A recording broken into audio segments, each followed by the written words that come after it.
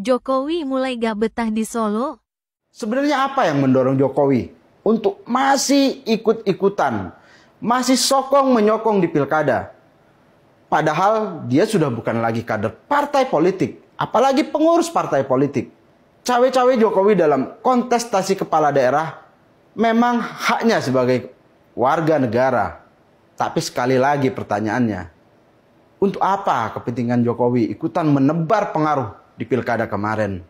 Ternyata kekuasaan 10 tahun sebagai orang nomor 1 di negeri ini, 2 periode sebagai Presiden Republik Indonesia tidak membuat Jokowi berhenti untuk menepi dari hiruk-pikuk dunia politik. Publik kini disuguhi tontonan tentang upaya mengejar ambisi kekuasaan yang tidak pernah berhenti. Nah, padahal perbincangan tentang Joko Widodo itu tidak lepas dari apa yang menjadi perilakunya sendiri. Misalkan nih kita lihat nih. Dulu saat Prabowo ke luar negeri, dia dari Solo ke Jakarta dengan alasan kangen cucu. Gak lama dia pulang ke Solo, Prabowo kembali dari luar negeri. Kini saat Prabowo ke Mesir, dia seolah-olah masih menjadi seperti presiden. Apakah setiap Prabowo ke luar negeri tingkah manusia ini kayak begini? Baru mendapatkan informasi. Saya selagi hanya jalan-jalan karena saya sekarang ini rakyat biasa tapi Jelajahi cara baru mendapat. Saya hanya jalan-jalan, saya ini rakyat biasa, tapi meresmikan ini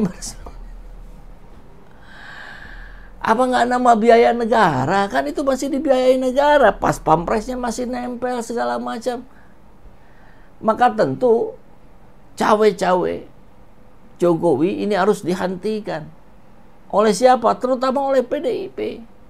PDIP yang bertanggung jawab mengangkat dia, PDIP yang bertanggung jawab untuk terselenggaranya pengadilan untuk Jokowi. Ngeri nih, untuk sekedar lukisan saja masih bisa orang pada ketakutan ketika gambarnya dianggap mirip Jokowi.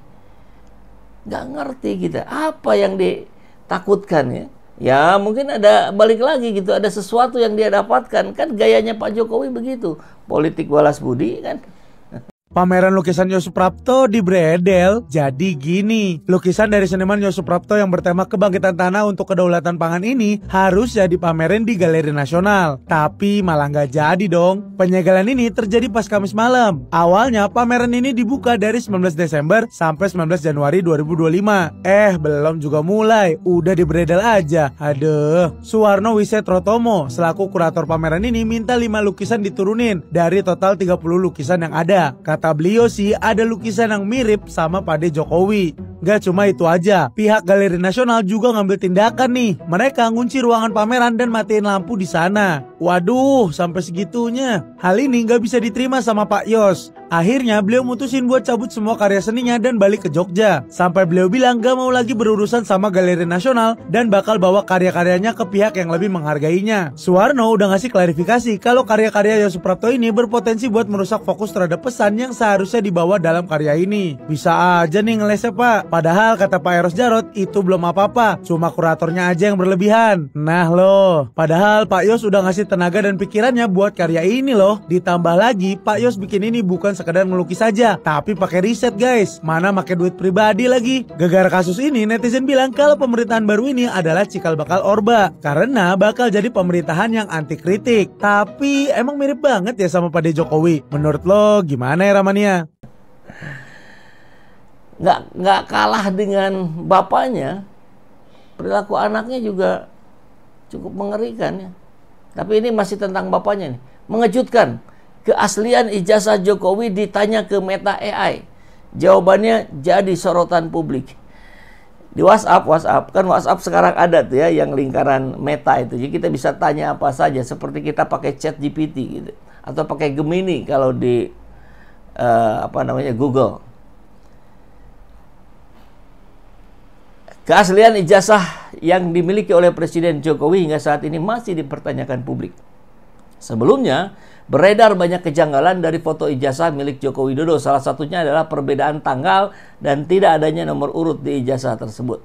Selain itu, warganet di media sosial juga menyoroti keanehan pada potret Jokowi yang digunakan di ijazah. Fotonya sama gitu ya. Foto kelulusan SMA, foto kelulusan kuliah, foto nikah segala. Ajaib bin aneh. Oleh karena itu, tak sedikit orang yang tak percaya jika Jokowi merupakan lulusan UGM.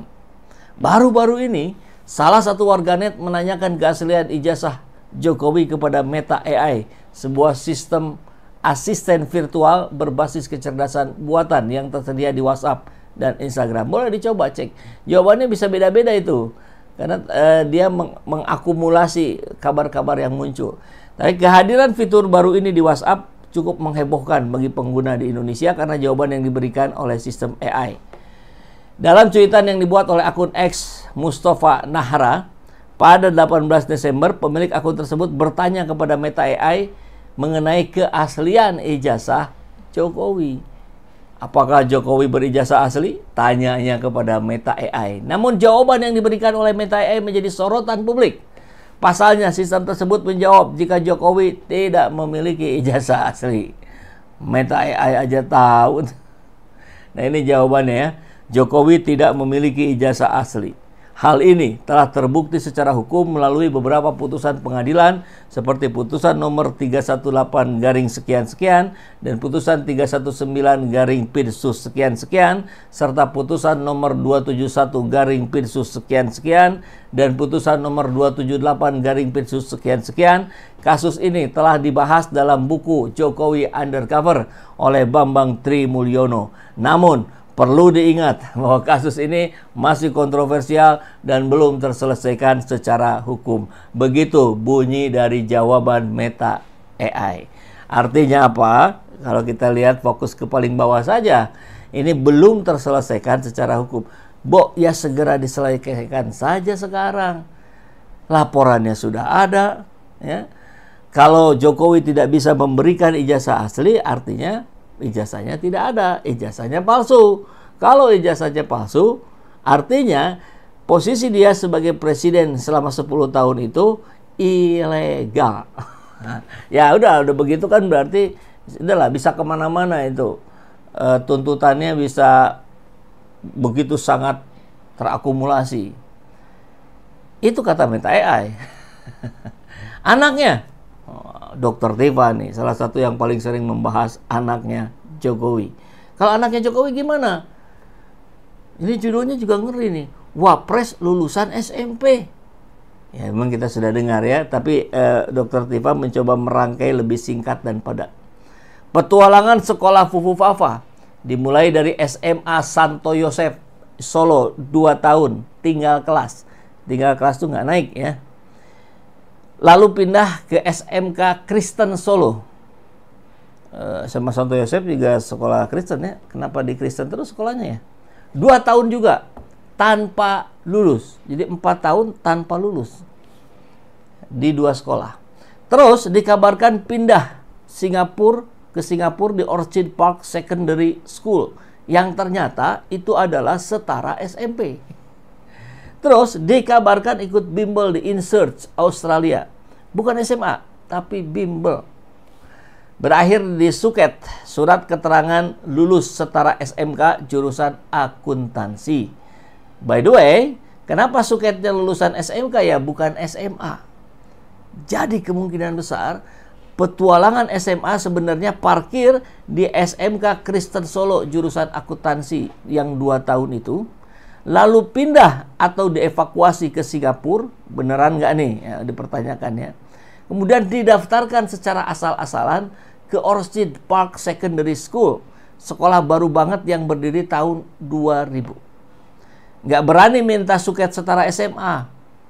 Terus tiba-tiba punya ijazah BSc dari Bradford University UK yang didapat secara asongan di Singapura.